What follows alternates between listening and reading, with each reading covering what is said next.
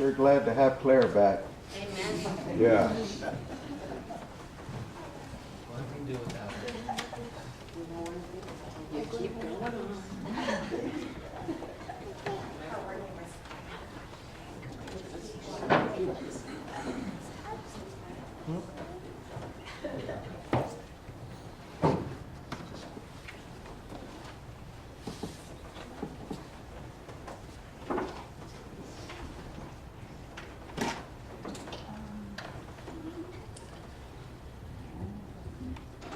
Good morning and happy Sabbath. Good morning. Happy Sabbath. It's a blessing to be here. Actually, right now our bus is parked in San Antonio and they're getting destroyed by a thunderstorm, so it's a good day to be here right now. I don't know what we'll find when we get back today. But,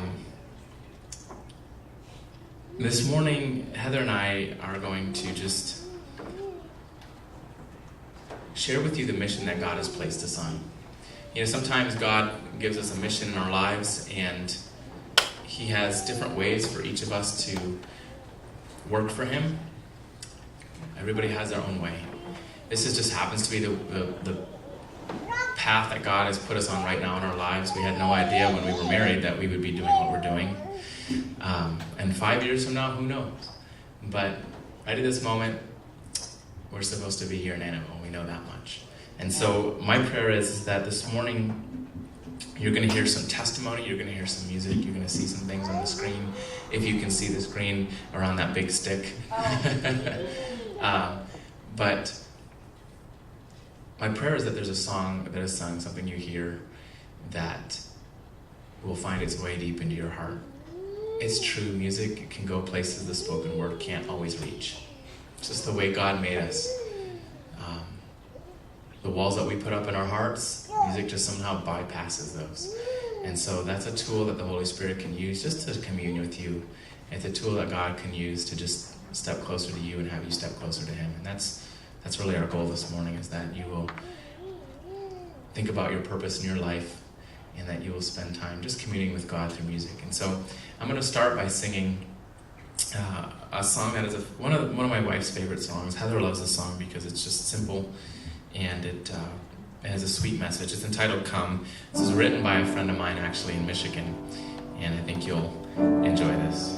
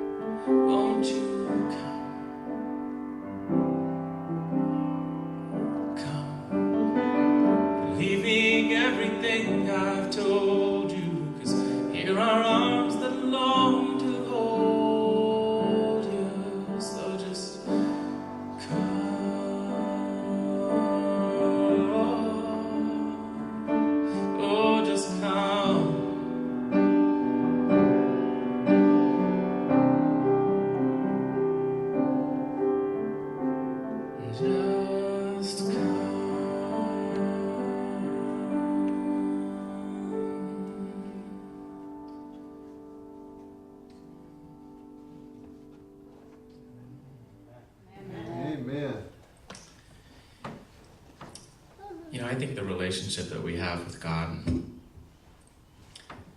a lot of ways, it's a parent-child kind of a connection. You know, the Bible refers to us as the children of God more than once. And it does that for a reason, because, you know, God created the parent-child connection. He created that union. And he knows that it's one of the strongest bonds that we have in our human race, is the parent-child bond. It's very special, very unique. I didn't have a real clear conception of the parent-child bond. I had a one-sided view of it for many years, right? Because I was the child of a parent. And then 19 months ago, God blessed my wife and I with a little girl. And when we had Emma, all of a sudden, I was on the other side of the coin, and I was the parent of a child. And it changes your life. Those of you who are parents know exactly what I'm talking about. Yep. It changes every aspect of your life. It changes the way you relate to God, and I know it has, for me, changed the way I relate to God. One of the things that is interesting, and I noticed this with my wife, and I noticed it with myself, is when Emma experiences something new and exciting, and she's really happy about it, it's contagious. We become happy with her. Okay, and it could be something really simple. When she first started walking, of course that was an exciting time. When she realized she could walk up and down stairs, she just did it all day, every day. And for like a couple weeks straight, so all she wanted to do was go up and down stairs. She'd turn around, go up a few stairs, turn around, go back down a few stairs. Just do that. And she was so triumphant. She'd get to the top of the stairs, and she'd look at us, and she'd laugh, and she'd have this triumphant grin, and we would laugh, and we'd be joyful with her. Something so simple that you and I take for granted every day is that we can go up and down stairs. But for her, it was a milestone. And we shared the joy. You know, when she falls, which happens all the time, and she hurts herself or she has a little scraped knee, we cringe because it's like, oh, I can feel your pain. When she's crying and you're holding her and you're saying it's going to be okay, you're just cringing as a parent because you're feeling your child's pain. It's just that connection we have. You can almost feel it. And I can't help but think that God must see us the same way. I mean, he's the one who created us. He's the one who created this bond we have with our kids. If me, as a sinful human being, can feel my daughter's pain and can feel her joy too, right? How much more so can he feel our pain and our joy? Sometimes I think he just is saying, asks us to come. When things are good and we have a lot to be thankful for, he loves to hear our praise because he's joyful when we are. And it doesn't matter how simple it is. You know, Father, thank you so much that I found my glasses. I've been looking for them all day. Thank you. It's a joy, and it makes him happy that we share that with him. And he says, you know what, when you've had a rough week, you've had a bad day, bring that to me. I'm your parent. I care about you. I will help you work through this. Just talk to me about it. I will help you work through it. Sometimes it's hard. It's hard to bring our problems to God sometimes because we just want to solve them ourselves. Or we think he doesn't care because it's not that big of a deal. But he does care, just like you care about your kids. There's a song that I have been singing for years. And I've used this song to celebrate the relationship I have with my Father in heaven. And now that I'm a dad, it's a song that I'm using to celebrate my relationship with my daughter. It's called Always Be a Child. You've probably heard this song before. I love this song because it's a reminder that doesn't matter how old we are, in God's eyes, we're always his kids. And you know, someday when Emma's 40 years old and finally allowed to date, she'll still be my little girl. She still will be. Nothing's going to change that.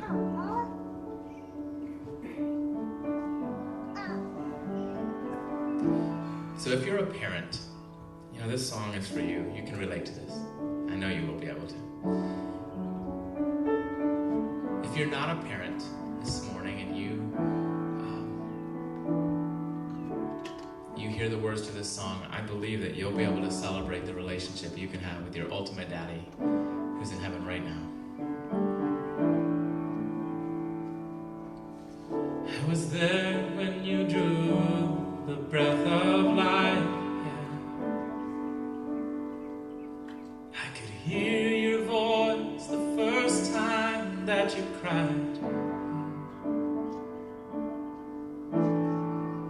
Though you couldn't see me, oh, I was very near. There is something now that I want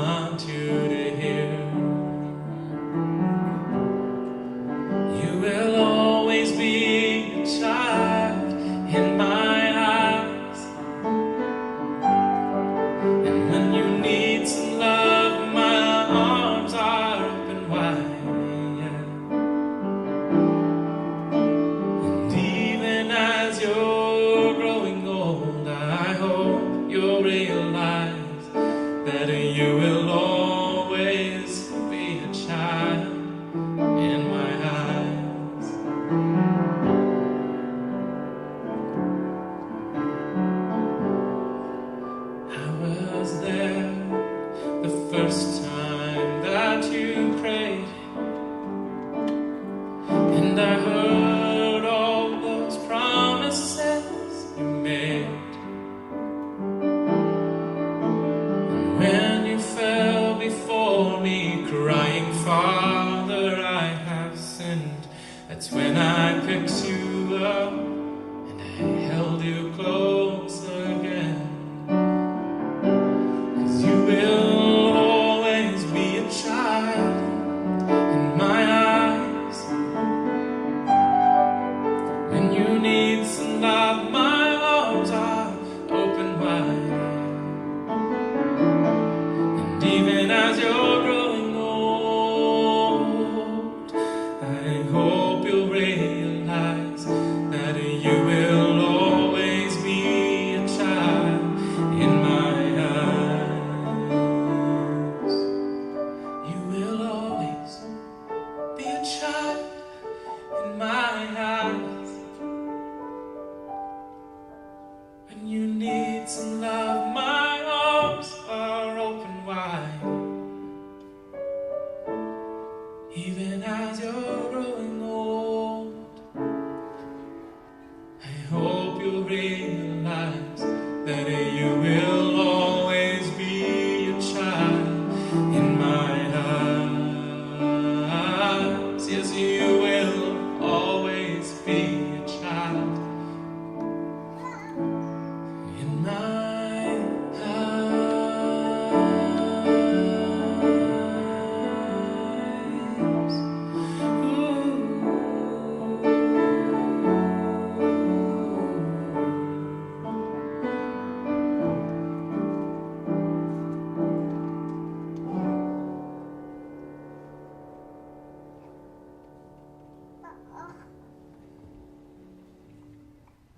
Amen.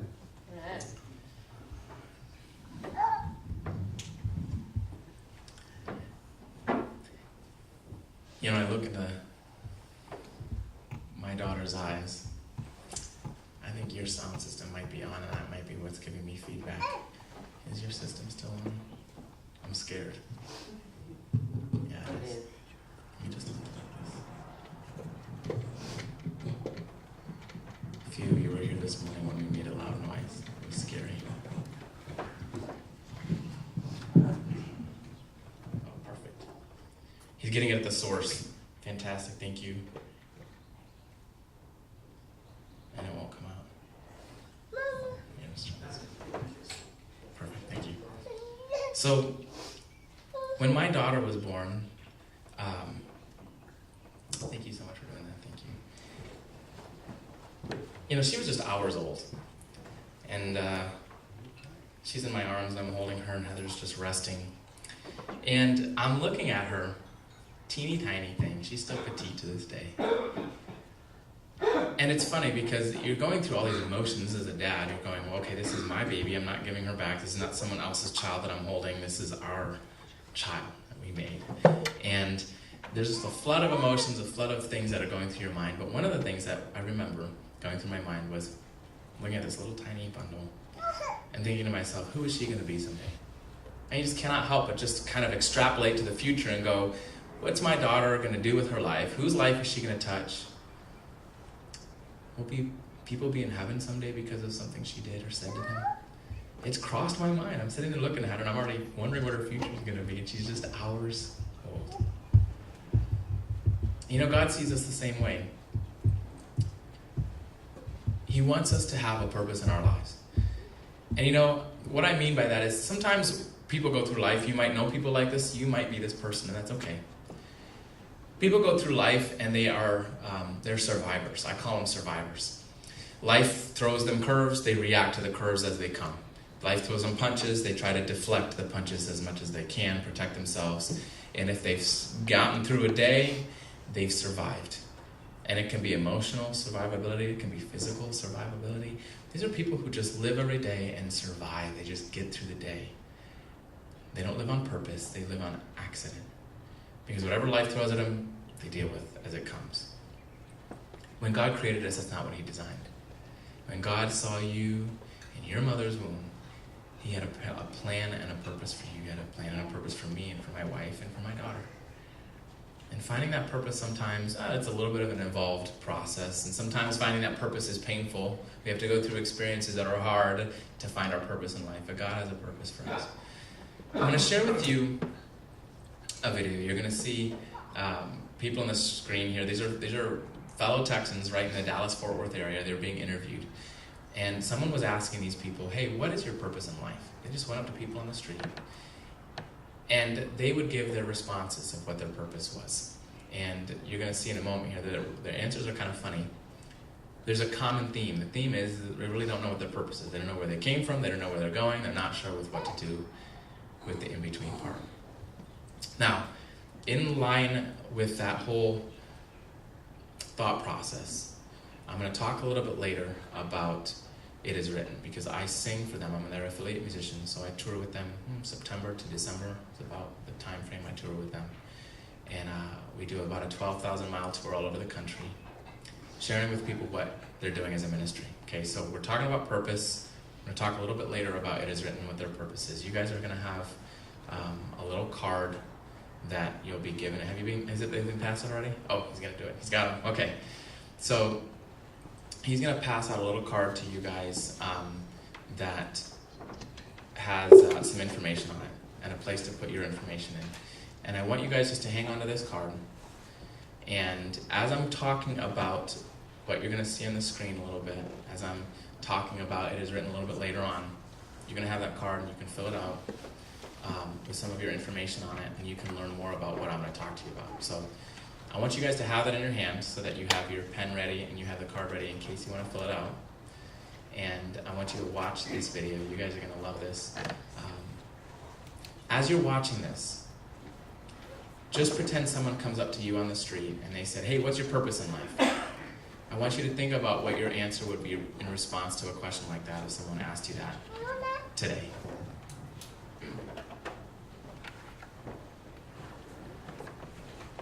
What is your purpose in life?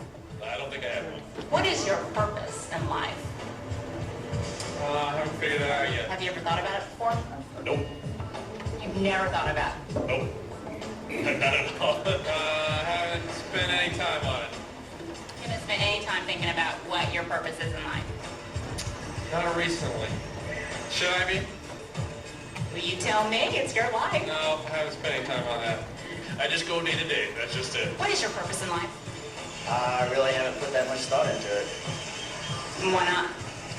I don't know, I'm just trying to have a good time. What is my purpose in life? You gotta give me time to think about Okay, that think one. about it. Get through it. Don't kill anybody. Just keep doing until I get it over with. Just be happy. It's just to be happy. I think that I should have fun and be happy. To be happy, having my family happy and my boyfriend happy, and just be happy. I don't really feel that I'm here to do anything in particular. I mean, it's not like I think that I'm destined to do something or be someone or something like that. I'm just kind of going through the routines, you know, as society's laid it all out for us. I feel like I have a purpose to help preserve, conserve the beauties of nature, Hopefully leave some sort of legacy. to contribute to the betterment of mankind. Tell me what your purpose in life is. Go to work, go home, live. I got a purpose. Everybody got a purpose on earth, but I ain't found my purpose out yet. To live a long life and to be prosperous. What's my purpose in life? My purpose in life is to be successful. To be successful and to lead a happy, fulfilling life. To provide well for my family. I want to be a really powerful woman, build my career built in financial area. Do you think that you have a purpose? Not necessarily. I think purpose is just to do what you want to do. Go out and live life and have fun. Yeah, I think everybody has a purpose in life. And what would that purpose be for you? I'm not sure yet. What is your purpose in life? My purpose in life is basically to live the best life I can and to help others and be there for my friends and my family. How do you know that that's your purpose? Where does that come from? It comes from within my heart and my head. How do you know having fun is your purpose?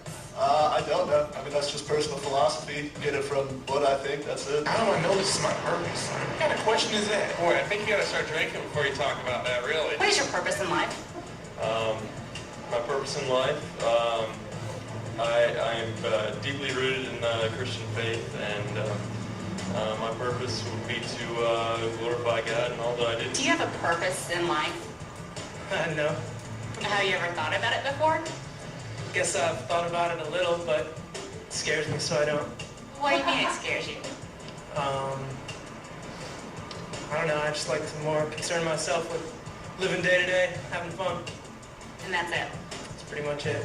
I mean, yeah, more or less we're just going through the motions here, and you do what you feel like doing. I don't think there's anything really pushing or pulling us in any direction, and it ends whenever your life ends. It ends whenever your life ends.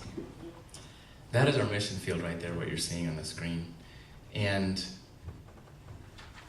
that's society. If you ever want the spiritual pulse of a country or a city or any place, right? You just interview people on the street. You get a spiritual pulse. And that's our mission field right there. For 7 years, before I went into music full-time, I was in IT networking. So I was a network consultant. My stepfather had a company that spanned a couple different states, actually. And I ran the company in Michigan while he and my mom lived in Phoenix. Had a lot of really interesting clients. We did work for large dental offices, installing those little intraoral high-definition cameras that look at your teeth in your mouth. We did work for the police department, putting laptops in all the squad cars. Even did some work for the FBI task force. It was an interesting job. Every day was different. Every day was challenging. One of the clients that we had was Adventist Frontier Missions. Some of you guys have heard of AFM. Their headquarters are in Michigan. They're pretty much one of our biggest mission organizations in our church that trains missionaries in a professional way and then sends them overseas. If you go to be a missionary with AFM, there's a couple things they're going to require of you. Number one, they're going to require that you spend a year at their headquarters training. And they're also going to require that you commit to a career status as a missionary. So as a general rule, when you go be a missionary for AFM, and I'm not talking about a student mission, I'm talking about an actual AFM missionary, you are committing to probably 3, 4, 5 years, even more. Some of the missionaries have been there 22 years in the field. I mean, that's how long. These are career missionaries. You go with your whole family, and this is your life, this is your job, this is your calling. While I was there working, the missionaries would come home on furlough, and they'd be home for a month, and a lot of times they would just be home so they could go to the hospital and get surgeries or medical work done that they couldn't get in the countries they were at. They would bring me their laptops, I would work on their computers, and then we would talk a little bit, because I always liked to just interact with them and find out what it was like to be in the mission field. And they would tell me stories. I mean, these guys are in the jungles of New Guinea, they're in Africa, they're in Ireland, Turkey, China, closed countries like Turkey and China where they have to be undercover the whole time. And as they shared with me stories of the mission field, I would look in their faces and I would see how passionate they were. I mean, they were excited about what they were doing. They would light up as they told me stories. And I thought to myself, when was the last time I was this passionate about anything in my life? I never have been. And God used those experiences, along with some others, as kind of the impetus to put me into full-time music ministry. Because it was soon after that I made the transition out of computer IT networking into full-time music. I received a call from the office manager, Marian Hollister. She was a friend of mine in 2013. And she said to me, Scott, I just wanted to let you know that John Lalo, you remember the missionary we had in New Guinea? And I said, yeah, I remember John. She says, he has passed away in an accident out in the field. Now, whenever we lose a missionary in the field, it's a really big deal. It's very rare that it happens, but it does happen. John and his wife, Pam, he was a professor at Southern Adventist University. She was a teacher. And they felt God calling them to go and be missionaries in New Guinea. They had heard about New Guinea. They heard about the fact that there were tribes people in the jungles there that had never heard of the gospel. And so they said in their hearts, listen, the biblical commission is go to all the world. And so they felt God's calling. They approached AFM. They were still a young family. They were in their late 30s. And AFM said, you're a perfect candidate for us. We'll go ahead and train you, and then we'll have you raise some money, and then you're going to launch. So they spent a year doing all kinds of intense training. When you go to be a missionary, In a place like New Guinea, you have to learn cultural sensitivity training so you understand your culture and know what to say and not to say, because you can offend people when you don't know their culture. You have to learn the language, so they spent that time learning the local languages and the dialects and the different villages they were going to be in. They had to take intense medical training. You know, when you're in a jungle, you're your own doctor. You can't just go to the hospital if something goes wrong, so you have to have some basic medical training. And so once they went through all this training, the whole time they were doing this, they would leave on the weekends and visit churches and raise money for their project. And a year later, they launched. They flew to New Guinea, John and Pam and their 2 little girls, and they began the mission work there. They were working in a village that was about 3 days away from where they were living. So they're living in this little village that's mostly reached. There's Christians and there's Adventists in that village. And then 3 days journey up a river on a boat, there's another little village that's completely isolated. No Christians there. And they were traveling to that village because they saw that these people had some medical needs. Some of their kids had injuries. Some of the men had injuries from the hunting. And so they were taking care of some of their medical needs. And they took care of them. And then they started asking them who they were. And they started saying, we're Christian missionaries. We believe in God, the God that made everything that you see, the trees and the leaves and the flowers and the animals. And they started asking questions, and they started opening up the Bible to this tribe. There was a time when the village chief said, listen, can you come live amongst us? We're learning so much from you, helping our people. Come live with us and teach us what you know. And so John told his wife, listen, this is an open invitation for us to continue the work in this village, in the heart of New Guinea. I think we need to go. So one day he kissed her and his daughters goodbye. He said, honey, I'm going to go away for a couple of weeks. I'm going to start clearing the trees so we can build a house. The villagers are going to help me so that we can have a home there in this village. I'll be back in a couple of weeks and we can move. And so he went up the river. They began clearing trees. They began dropping trees. Felling trees in a jungle is a different experience than it is here. It's just not the same. Everything's kind of all connected up in the canopy. There's a lot of vines and a lot of growth up there. Trees are all kind of a matted mass up there. And so when you drop a tree, it's dangerous. John happened to be one day at the wrong place at the wrong time when a tree fell. And he was killed instantly that day. Within about 5 days, AFM arranged for an emergency transport out of the country for John's body and his wife and his daughters. Brought them back to the United States. Pam had a memorial service for John. A bunch of people attended it. A lot of people's lives were touched by that family. And of course, that time comes and everybody goes home and she's just left to pick up the pieces. You know, if I were Pam, honestly, I would be sitting and going, God, why on earth us? We're just a young family. He's a dad. He's my husband. I need him. You were opening up the door of truth into the hearts of these people in this jungle. Why did you not protect my husband? Why? And she may have asked that question, but you know what Pam did? She believed so much in the work that was started there in New Guinea that she began to travel with her girls to churches all around the country. And she started telling people like you about the project. She said, this little village, I'll show you pictures of it, in New Guinea is the place where my husband and I and my little girls worked for over a year. God blessed our efforts, and there's a village there now that knows about Jesus, but they don't know enough. And she began to beg people. She'd say, if you're a young family and you feel God's calling, please go take our place there in that village. AFM will train you. She was raising money on the side so that whenever families stepped forward to take their place, wouldn't have to raise money. They could just launch right away. And that's what she did. She raised enough awareness, she raised enough funding that a year later, not one but 2 young families were able to launch and go to that very village where John lost his life. And right now, as I'm telling you this, they're there teaching people about Jesus. The very place that John died. Now, we don't always know the bigger picture that God has for us, but we know that he has a purpose for us. He has a purpose for everything. And I wanted to write a song that I could sing that would remind me not to forget about my missionaries.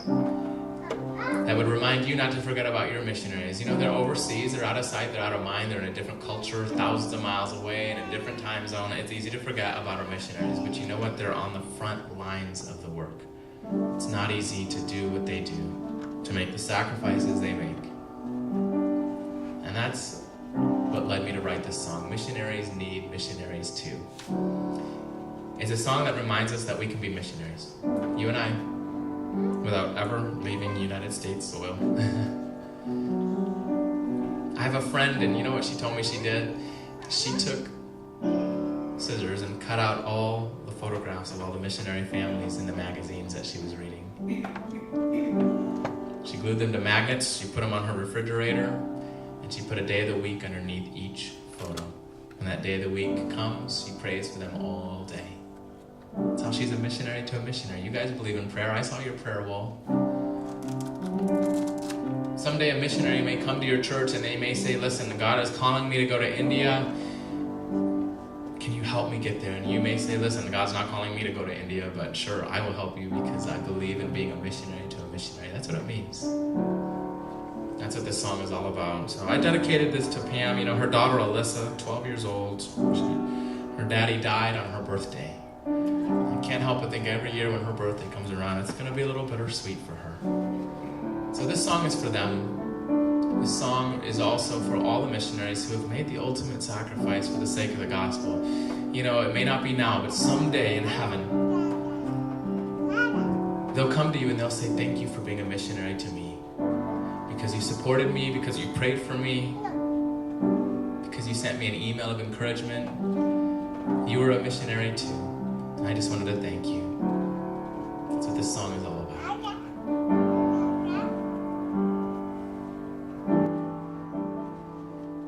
Lord, prepare me to be a missionary, pure and holy, and tried and true, with thanksgiving. I'll be a living missionary, Lord, for you. Lord, prepare me to be a missionary, oh, pure and holy, tried and true, with thanksgiving. I'll be a living missionary, Lord, for you.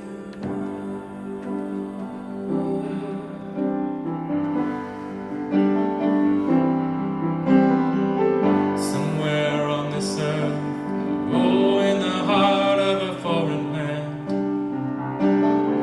a family with a passion is living their mission plan,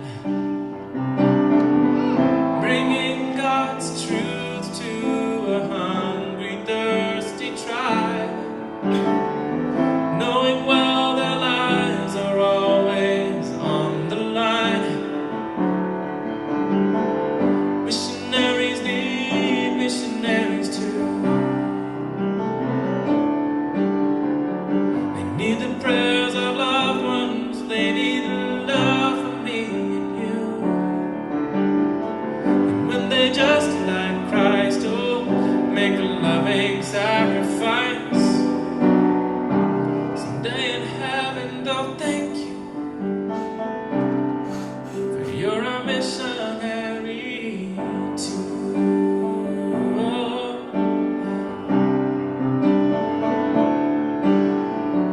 Somewhere in jungle skies is a plane that's saving lives, bringing cures to ease the pain, bringing sight to darkened eyes. They carry on their work through the storms and through the night, never-ending labors to bring souls to light. Missionaries need missionaries too.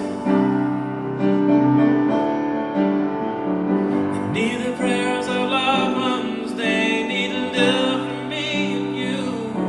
And when they just like Christ make a loving sacrifice, someday in heaven they'll thank you, for you are a missionary too.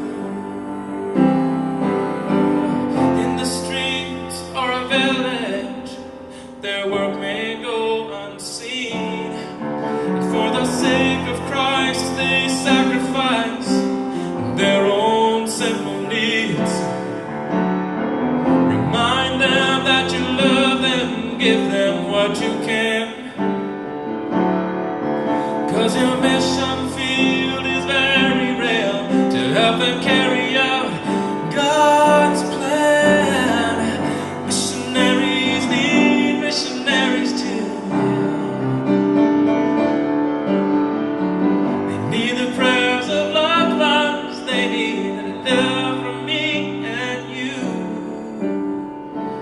And when they just like Christ make the ultimate sacrifice, someday in heaven they'll thank you for the things your prayers have brought them to, and your mission is accomplished. Oh, thank you.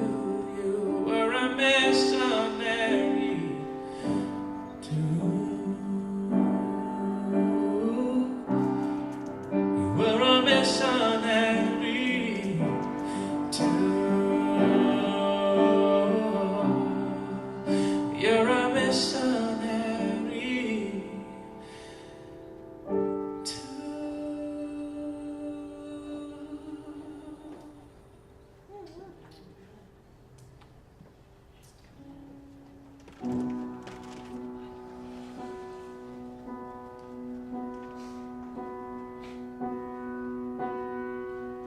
Walking on the road to Jerusalem, the time had come to sacrifice again. My two small sons, they walked beside me on the road. The reason that they came was to watch the Lamb.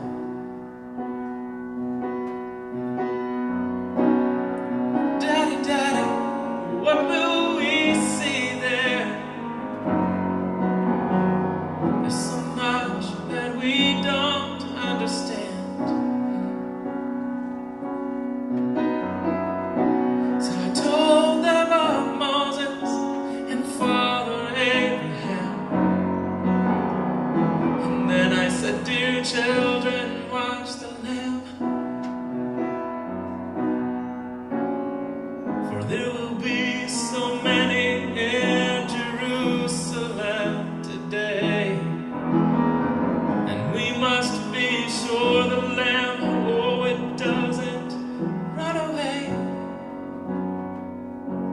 And then I told of Moses and of Father Abraham. And then I said, dear children, watch the Lamb. When we reached the city, I knew something must be wrong. There were no joyful worshipers, no joyful worship songs. I stood there with my children in the midst of angry men. Yeah.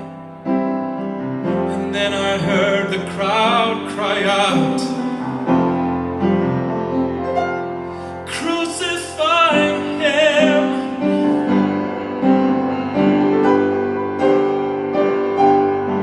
Oh, we tried to leave the city, but we could not get away.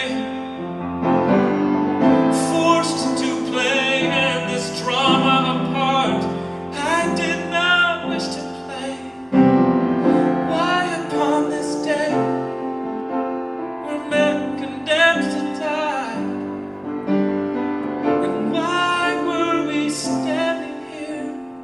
soon they would pass by.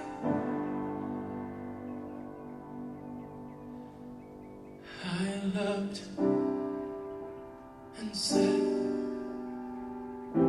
even now they come. The first one cried for mercy, the people gave him none. Oh, the second one, he was violent and he was arrogant, he was loud. I still can hear his angry voice screaming at the crowd. Oh, then someone said, there's Jesus, and I scarce believed my eyes. A man so badly beat, oh, he barely looked alive. Blood poured down his body from the thorns upon his brow, running down the cross and falling to the ground. I watched him as he struggled, and I watched him as he fell. The cross came down upon his back. The crowd began to yell. In that moment I felt such agony, and in that moment I felt such loss. And then a Roman soldier grabbed my arm and screamed, carry his cross.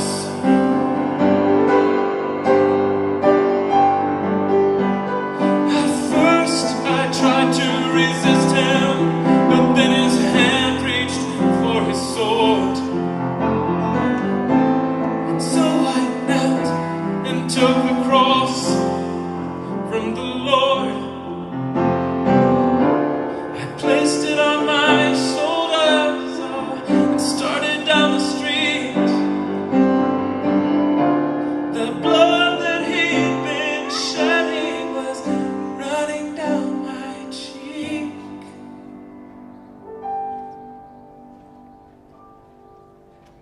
They led us to Golgotha. They drove nails deep in his feet and hands.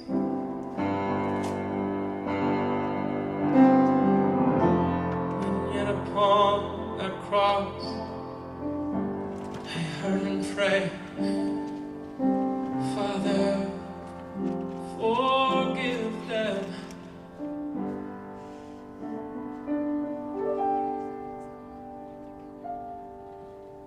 Oh, never have I seen such love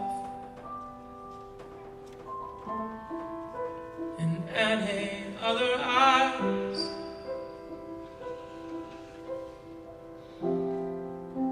Into thy hands I commit my spirit, he prayed.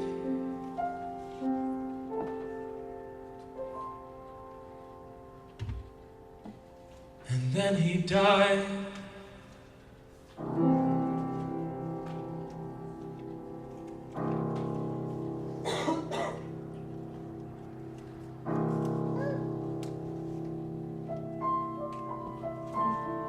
I stood for what seemed like years and lost all sense of time. And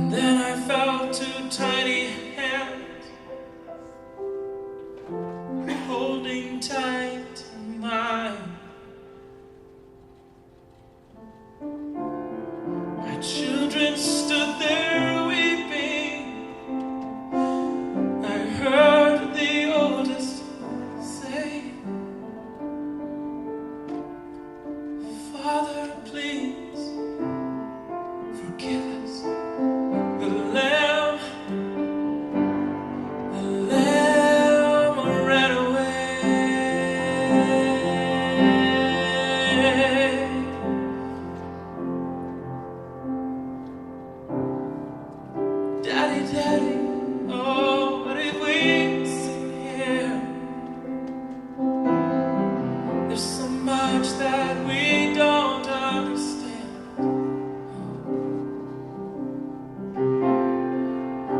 So I took them in my arms, and we turned and faced the cross. And I said, dear children, oh, watch the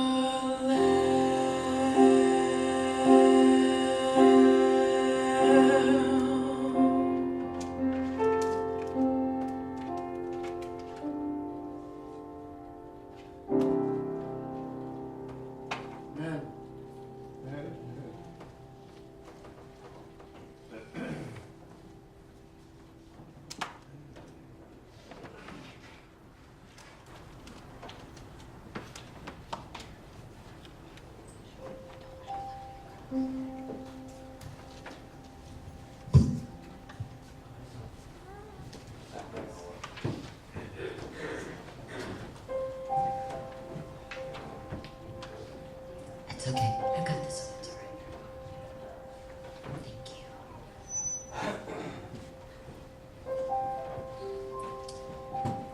This time in our program, I can guess that every single one of you have been blessed. Scott and his wife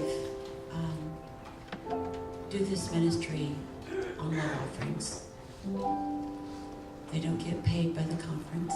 They don't get paid by a missionary organization. What comes to them comes out of the pockets of those who have been blessed by the ministry that they share. And at this time we get to share in that blessing. Because when we give, we're blessed and they are blessed. And they can continue their missionary work as they travel with both our evangelist in the state of Texas as well as It Is Written, and the other ministries that they do. So we're going to bow our heads for prayer, and then our deacons are going to pick up a love offering. Precious Father in heaven, our words thank you mean so little with what Jesus did for us. And we praise you and thank you for it. Father, we thank you for the Sabbath, and we thank you for the opportunity to receive a blessing from the music and the words that Scott has shared with us this morning. Father, as we give to further their work, we ask that you would bless it and multiply that money, that it will go far, so they can continue their ministries to bless others. We praise you and thank you, Father, for hearing us in the name of our wonderful Savior, Jesus Christ. Amen.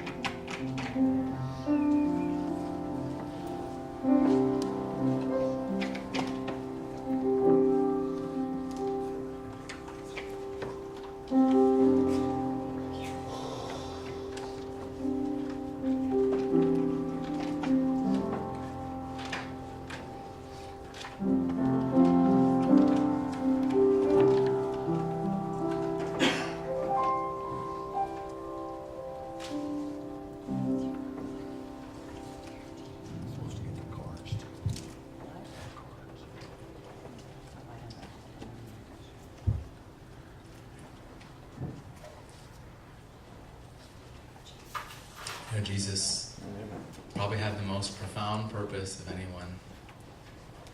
He was driven to complete his purpose. He didn't let anything distract him. Not even his own parents could distract him from what his purpose was in life. What is our purpose? I'm going to close here with our final couple of songs. One of the songs that we're going to sing is the closing song, and we'll do this together, and it's a song that will wrap things up really nicely in terms of what we've been talking about. Before I show you this final video and sing this next song,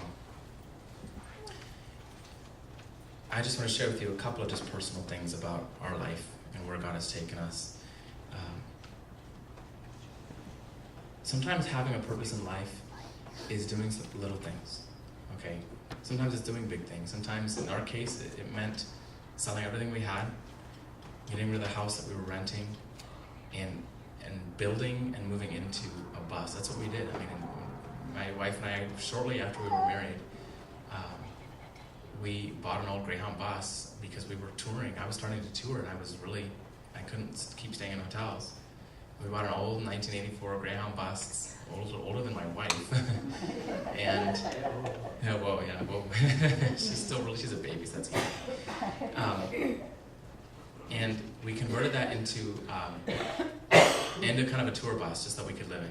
It took us some time to do, it took us some effort, and we didn't know what we were doing. I was an IT guy, I didn't know even which side of the hammer to use. And you'll see, after we close here with some of the closing music, you'll see some pictures of us converting that first bus back in 2009, 2010. We actually cut the roof off of it, raised it 9 inches, and welded it back on. So don't think I'm up here just in a suit. My fingers are dirty because I've been working on a diesel motor this week, all week. I went up to my armpits in grease. We wore that bus out. We sold it with almost 700,000 miles on it. And it already had 1 million miles on it from the previous use. So the odometer had rolled over once, the engine had been replaced and rebuilt. And then we just bought another one here in Texas, and we converted that this past summer in 13 weeks. So that we don't have a picture of that up there. But that's the bus we're living in right now in San Antonio while Elder Spangler finishes his evangelistic series. That's what I'm here doing. I'm singing for his evangelistic meetings and on Sabbaths and doing concerts. So God has led us to do something crazy like that. We live in a bus. We don't have a house. That's okay. We love it. My wife loves it. My daughter doesn't know any better. She was born in Texas. She came home 2 days later from the hospital into a bus. That's all she knows. Someday she'll ask her friends where the wheels on their house are. Sometimes God calls you to do things like that, and that's okay. Sometimes God calls you to make sacrifices like the Layla family made. I mean, that was dramatic. I mean, here it is that, that's a lifelong sacrifice that's going to affect Pam and her girls for the rest of their lives. But you know what? They know they're going to see their daddy and their husband again. Sometimes God calls us to do little things, though, and this is what I want to focus on for a second, because sometimes it's the little things we overlook because they're little things. Sometimes we're waiting for big things to come and smack us in the face, and we go, that was definitely our purpose today. Sometimes God says, I want you to think about the little things. It is written as an example of a little thing. I've been singing with them for 7 years. And it took me this long to finally come to them and say, listen, I know now enough about what goes on with It Is Written. I'm close enough to Pastor John. Heather and I have a really close relationship with John and Melissa Bradshaw. We spent a lot of time in their home. We spent a lot of time touring with them together. And it's taken me this long to say, guys, I would like to tell people about It Is Written. I just kind of want to share some of the things they're doing. And they said, well, we'd love you to share what we're doing. That'd be amazing. And I said, well, give me some little cards that I can leave behind with people so that you can fill those out. And if you want to get their little Impressions magazine every month, they'll send it to you to tell you more about what they're doing as a ministry. It's a little thing.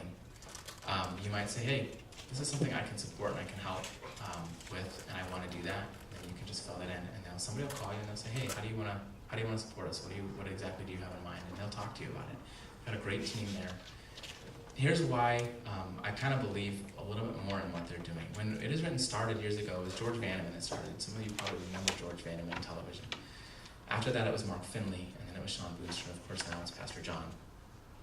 When it started, it was a television ministry. That's pretty much all it was at that time. It's a big deal to have a Christian Seventh-day Adventist television ministry because no one else was doing it. So it was kind of a pioneer, George Vanneman was, in getting us on television. Now, the great thing about being on television as a ministry is people will be flipping through the channels and God will lead them to whatever they need to see. So if there's a particular message at a particular time of the night on a particular channel that God needs one of us to see, He will lead us to that. I believe He can do that. He can. Even as bad as television is most of the time, He can lead us to something like that. And I can tell you stories of how many thousands of people have come to Jesus because they've watched something on 3ABN or It Is Written or Hope Channel. Now It Is Written has branched off into other ministries as people have come to them with needs. And I'm going to give you an example. We were sending pastors and doctors over to Mongolia because we heard that there was a need. There was kind of a medical need. There were people that were there that just needed medical assistance, and they don't have really good medicine in Mongolia. So somebody came to It Is Written and said, can you help us? And they said, absolutely, we'll help. And so we were sending doctors and we were sending missionaries there and Bible workers. And the problem is our doctors were going to our churches there in this city. And when they were arriving at our churches to do medical work and open up these clinics, they realized there was no running water in the city really for most of the churches. Most of the churches there, whether they're Christian or not Christian, whatever they are, don't have running water. I didn't know that was a thing there. It's a thing there. And so the doctors were saying, this is kind of bush medicine. We can't have a sanitary environment without water. It's kind of a basic need to do any kind of clinic or any kind of medical work. You have to have water. And so it is written, said, okay, well, we'll give you water. And they started drilling wells in church property, on the church property around the city. And so I've got pictures of them drilling wells right on the church property. And so now our Adventist churches are one of the few places that have running water in the facility. They're kind of like a little oases in the city where people can come and they can get medical work done at the clinic. They can do cooking schools. They can learn about Jesus. It's incredible that just drilling wells on a church property can actually win people's hearts to Jesus, but it's happening. It's the kind of stuff they're doing. It's not just a television ministry. Another thing they're doing is personal to me. My family's from India. They're all Muslim, actually, with the exception of my mother, and I'll share her story in just a second about how she became a Seventh-day Adventist Christian. But all my family has left India. My last relative there was my grandfather, who actually moved to Bangladesh. He was working with some people, poor people there, and he died there in Bangladesh and is buried there. So when it is written, received a call from an eye surgeon in India, they answered the call. And this is what happened. In India, people don't eat well. It's a real issue. The need there is just overwhelming. Since nutrition is kind of an issue there, and what they're eating is kind of an issue, they're not getting enough nutrition, they develop medical problems as a result of their poor diet. And one of the things they develop is cataracts. Now here in the States, cataracts are a bummer, but they're not completely debilitating. You can go to an eye surgeon and you can get your lens replaced. Heather and I, one of our really good friends, is an eye surgeon, and he does this all day in and day out.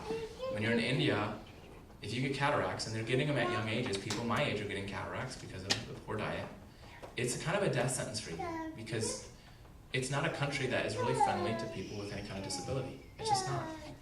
So if you lose your eyesight in India, you lose your ability to do any kind of work, you lose your ability to feed your family.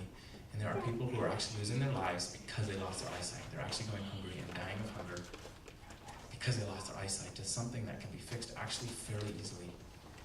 And so this doctor, who is Indian, he said, listen, I'm an eye surgeon. I can help these people. And so he perfected, and I've seen it done, it's not for the faint of stomach, but he's perfected a 2-minute surgery. It takes 2 minutes per eye to replace a cataract lens with a healthy or synthetic lens. And I've seen it done. So he literally in 2 minutes can cut the flap open, lift the flap, remove the old lens, put the new lens in, put the flap back, all in 2 minutes per eye. So in 4 minutes, he can have somebody's cataracts completely removed and their sight is restored literally 100% following the procedure. The issue he runs into is he has to use a medical facility to do it that's sterile. And he has to give antibiotics to the people afterwards so that while their eye is healing for those next couple of weeks, they use the antibiotic drops and they don't get infections, which could be worse.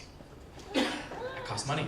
And so he came to it as written. He said, listen, I'll do the work for free. I've got a team that'll help me for free, but I've got to rent the place, and I need the money for the antibiotics. It's $75 a person. That's what it costs. Can you guys raise awareness in the United States? And they said, yeah, we believe in this.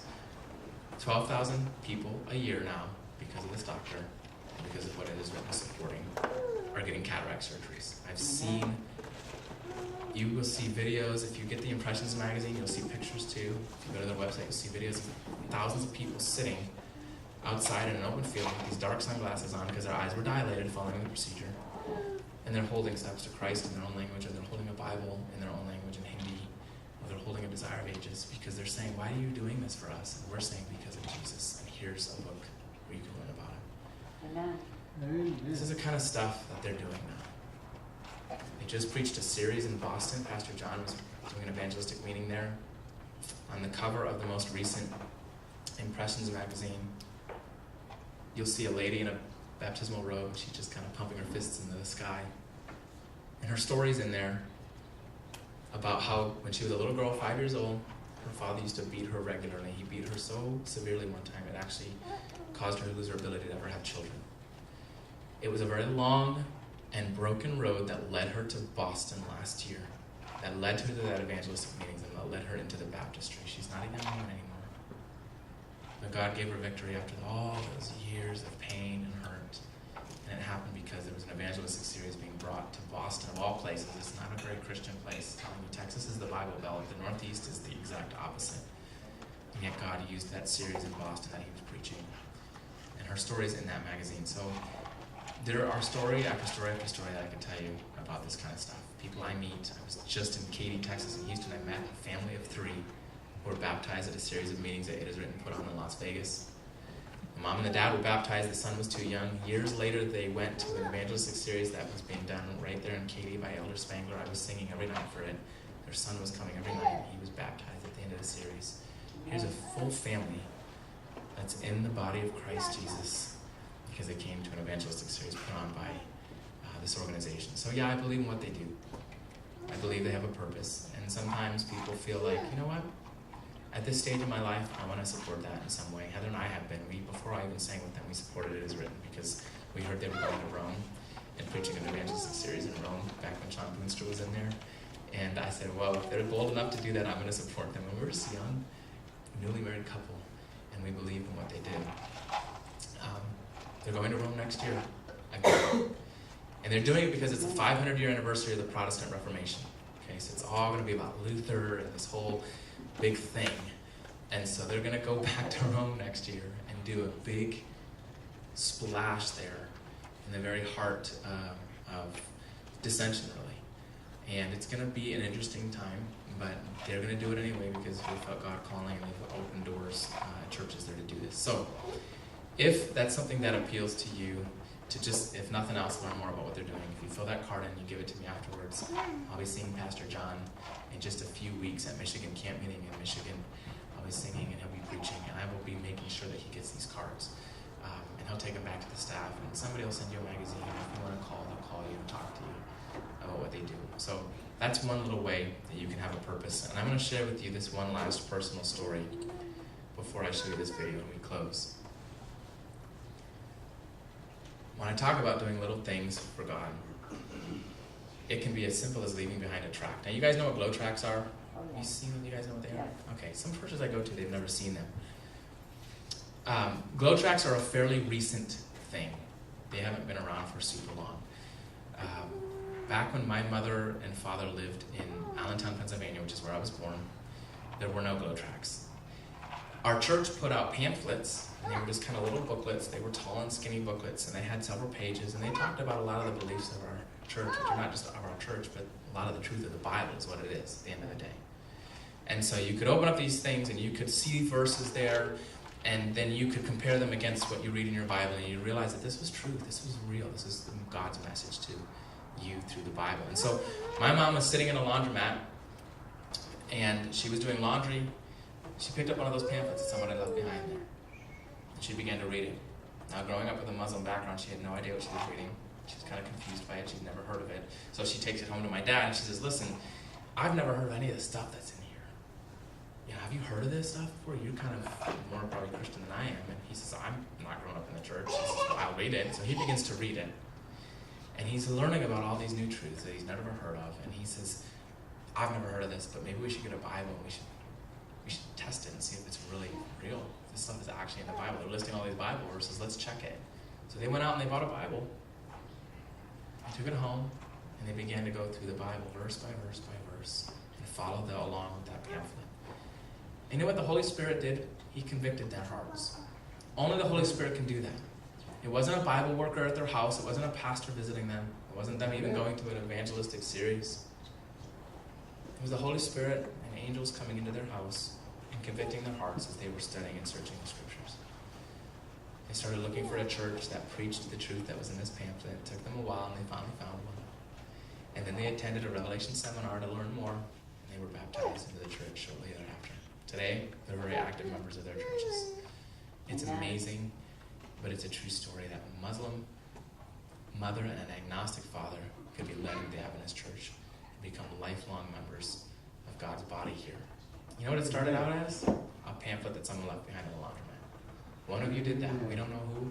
Someday we're going to meet that individual, and I want to thank them because I'm in the church today because of that. Sometimes when God calls us to have a purpose in our lives, He isn't calling us to do something really, really big.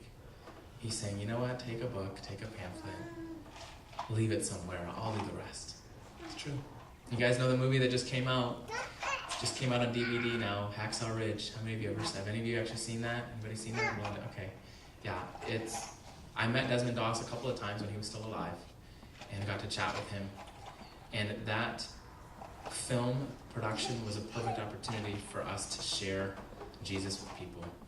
Because all of a sudden, once again, and I don't know if you guys have noticed this, but the last several years, the Adventist Church, our movement, right? We're not just another denomination, we're a movement. Our movement has been brought into the spotlight over and over again. It was brought into the spotlight years ago when National Geographic did a big production on the 7 different groups of people that lived a long time. Say that again? The Blue Zones. Yeah, the Blue Zones, the people who lived longer than anybody else. Seventh-day Adventists were one of those 7. And that was a big deal. They did a television thing, they did a thing in their magazine, and people were like, hey, who are the Seventh-day Adventists? And then, of course, you have Ben Carson running for president. And now everybody has been putting the Seventh-day Adventists in the spotlight again. And then here it is, Hacksaw Ridge has made a lot of people ask a lot of questions about our church and our faith. And so I have a bunch of books in my truck entitled Hacksaw Ridge, The Real Story of Desmond Doss. And it has some great information in it. I've been leaving that book places. I mean, I've been leaving it in bathrooms. I curled one up the other day and I stuck it in the gas pump before I put the gas pump back in. So they're going to pull it out and it's like right there. And I don't care about the condition of the book, so it doesn't have to look brand new because it just doesn't have to. Somebody's going to be interested or they're not going to be interested. But I believe in that ministry because I'm in the church because of it, right? So it's personal for me and it's not hard for us to do. I can be the shyest person in the world, but I can still leave a track behind somewhere. So as we close, you're going to see a father and a son on the screen here. Some of you know all about these guys, okay? I'm a runner. My wife is a runner. I'm actually training for a half marathon right now. And so I'm very acutely aware of the effort that goes into what these guys were doing for many years of their lives. And some of you have seen the Hoyt family. But it's a father and a son doing something together that they can't do separately. It's that parent-child relationship I've been talking about all morning. It's a microcosm example of our relationship with God, okay? He's behind us, pushing us. Sometimes he's in front of us, pulling us. Sometimes he's right next to us, guiding us. If we just ask him, God, before you come, I want to leave my mark on this earth. Before I die or before you come, I want to leave a mark. I want to have a divine appointment. Help me to lead somebody to you somehow. And it might just be through a glow track. It might be through a book. It might be through a hug from a coworker or a prayer for a neighbor. Might be a loaf of bread baked for someone that lives down the road from you. But whatever it is, God, I want to leave my mark and I want you to help me because I can't do it on my own. Give me a divine appointment, give me a purpose, so that someday when you come, you can say to me, well done, thou good and faithful servant, enter into the joy of the Lord.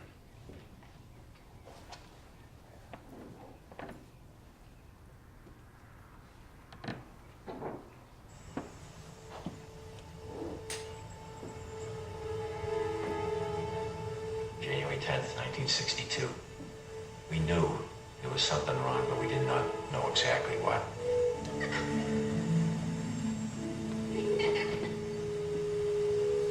The doctor said, forget Rick. Put him away, put him in an institution. He's going to be nothing but a vegetable for the rest of his life. We cried a little bit. We talked, and then we said, no, we're not going to put Rick away. We're going to bring Rick home and bring him up like any other child.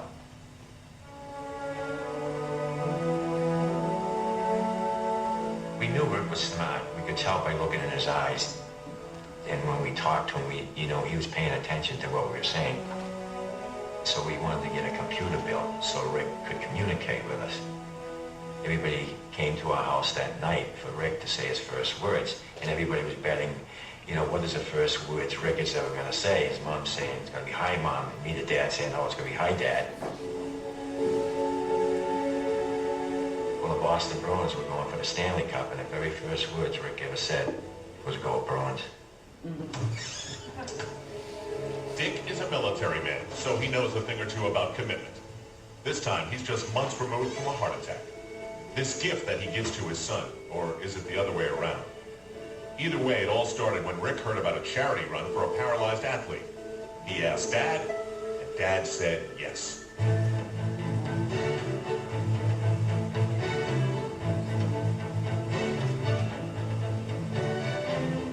gun went off, and we went off with all the other runners, and everybody thought that Rick and I would just go to the corner and turn around and come back. Well, we didn't. We finished the whole 5 miles, coming in next to last, but not last. And when we got home that night, Rick wrote on his computer, Dad, when I'm running, it feels like my disability disappears. So that was a very powerful message to me, that we finally found a sport that Rick could get involved in just like everybody else.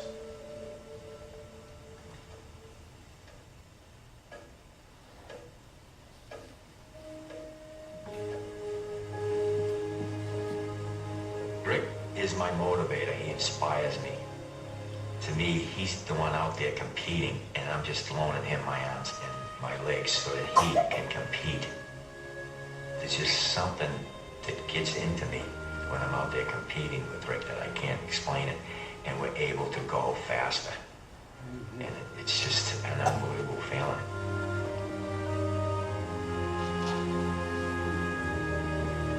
Rick and I love the Ironman triathlon.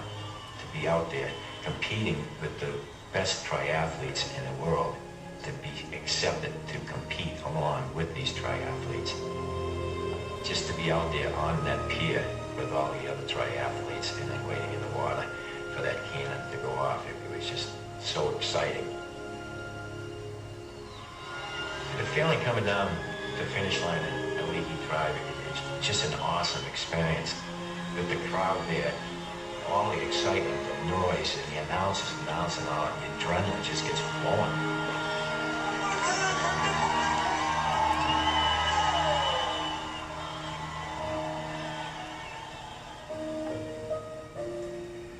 I may be disabled, but I live a very fulfilling life. And if someone takes the time to get to know me, they will realize that I am no different than anyone else. Here he is. He graduated from public high school. He's graduated from college. He's out there competing in road races and triathlons. He lives a happier life probably than 95% of the population. Rick would tell you that, if he was physically able to do something, that he'd probably play basketball or football or hockey. But then he always says, no, the first thing he'd do is have me sit down in his wheelchair and he'd push me.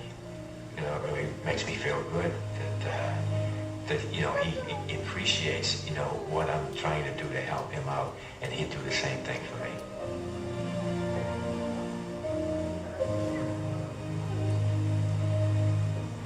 Our message is, yes, you can. You can do anything you want to do as long as you make up your mind. You can do it.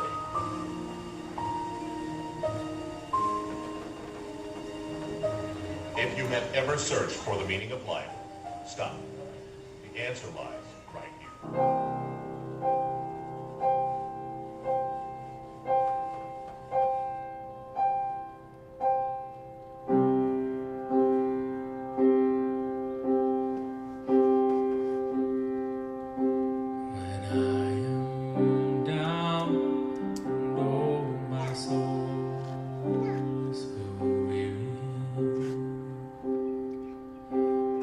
Troubles come in my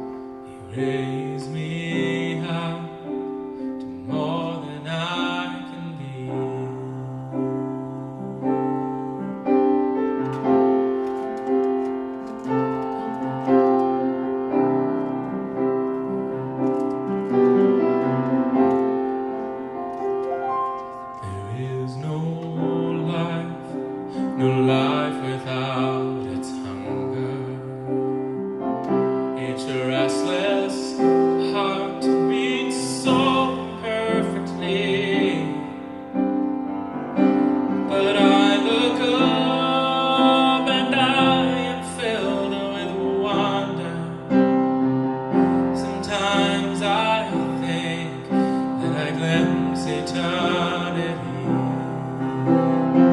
'Cause you raise me up so I can stand on mountains. You raise me up to walk on stormy seas. I am strong when I am on your shoulders. You raise me up to more than I can be. You raise me up so I can stand on mountains. You raise me up to walk on stormy seas. I am strong when I am on your shoulders. You raise me up to more than I can be.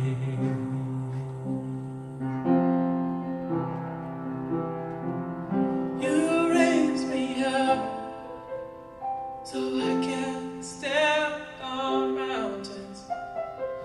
You raise me up to walk on stormy seas. Oh, I am strong when I am on your shoulders. You raise me up to more than I can be.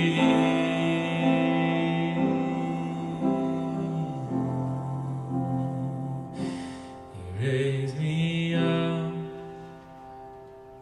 to more than I can be.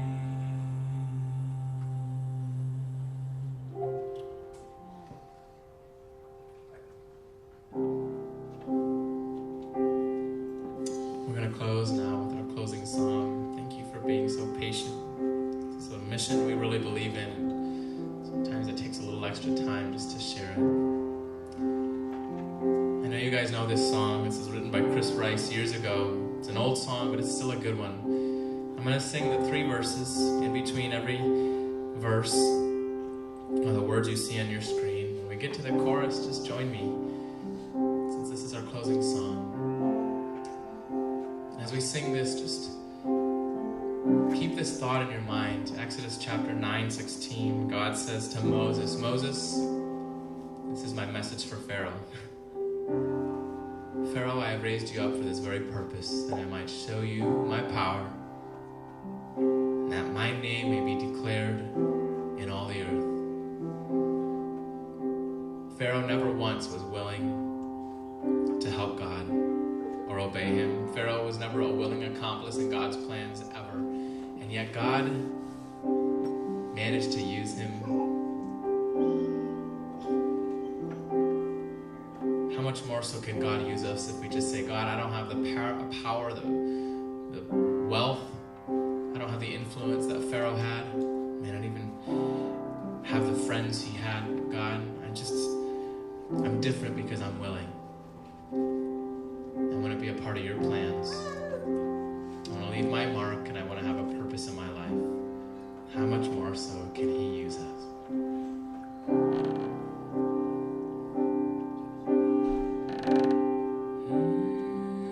There is a candle in every soul, some brightly burning, some dark and cold.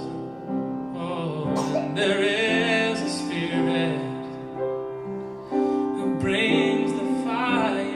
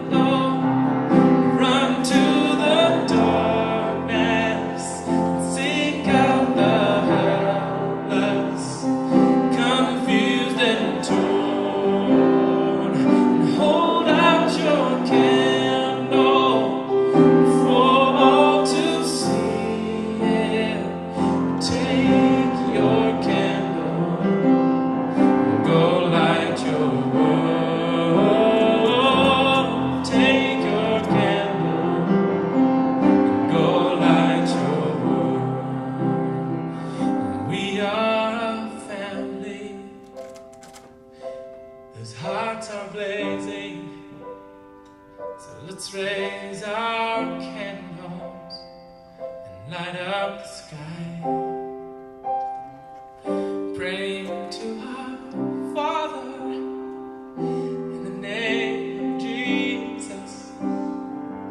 Make us a beacon in the darkest night. Carry your candle, run to the darkness, seek out the helpless, confused and torn.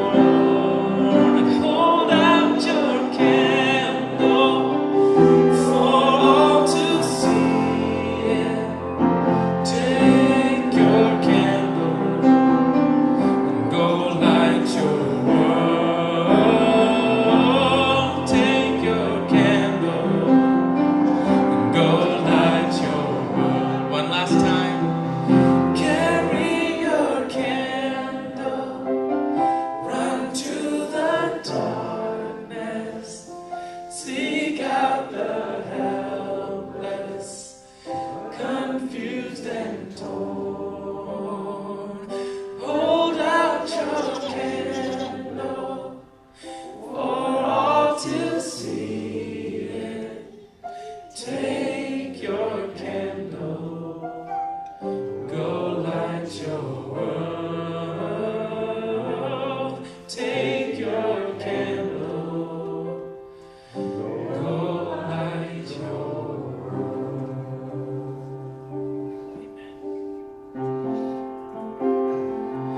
Go light your world.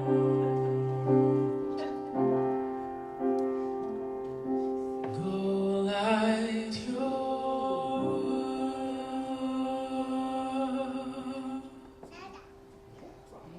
Amen.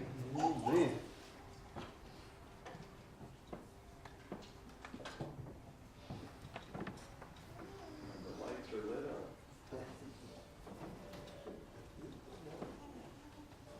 But like the song said, we're to run to the darkness with it, not keep it right here. Let's all stand for closing prayer, please.